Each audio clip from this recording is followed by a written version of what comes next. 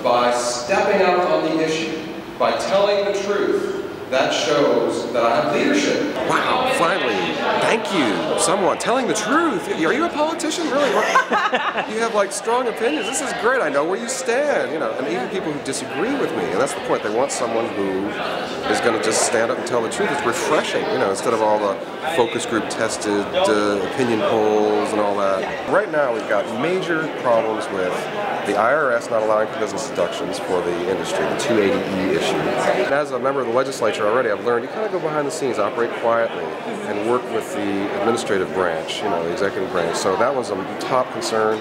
Federal banking issues are right now, all of the industry players have to put their money under the mattress.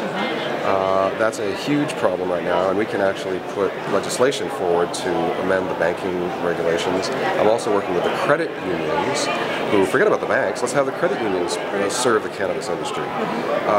Union organizing is one more thing. I want to promote the organization of the cannabis workers. So this is all beyond ending prohibition. This is about giving the industry these, you know, the sort of infrastructure that it needs, but it needs the legal support for that. And there's all sorts of other things going on. We've got civil forfeiture happening. I'm talking to lawyers every day who are saying, wow, sorry, I gotta go. The DEA is at my client's door, you know. Sort of like right now this is happening. And also the firearms restrictions, where medical cannabis users are prohibited from possessing firearms. You know, there are all these issues that are just swirling around that I'm going to want to address, you know, when I get to Congress. And then, of course, there's ending it all, repealing prohibition. Cannabis prohibition is going to end sooner than we think. It's what you call discontinuous change, where nothing happens, and then the Berlin Wall falls down. And I think Washington State's going to legalize next year by initiative, and Washington State's going to send Roger Goodman to Congress in the same election, and that's going to send a message to the federal government. And then we will bring it down. We will we're at the tipping point now, we'll push it over the top. I'm so excited about this. There's one very simple change, and that's the Controlled Substances Act, Section 903. I'm talking like a lawyer here. But Section 903 is the positive conflict clause. So if there's any state law that conflicts with federal law wins.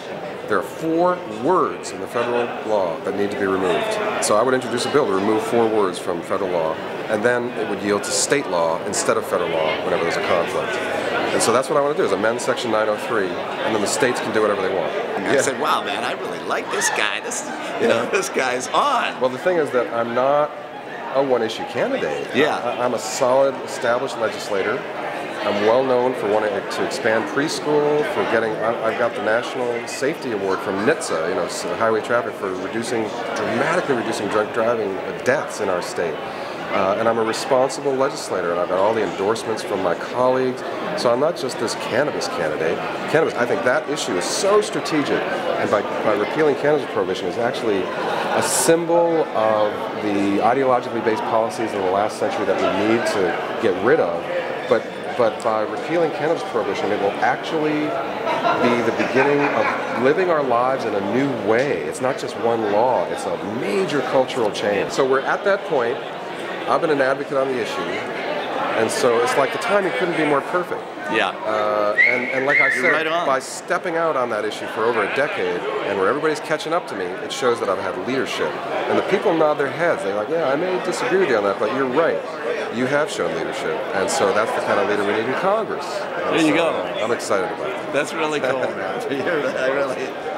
I will, I'll do whatever I can to help you. You already, no, you did give me.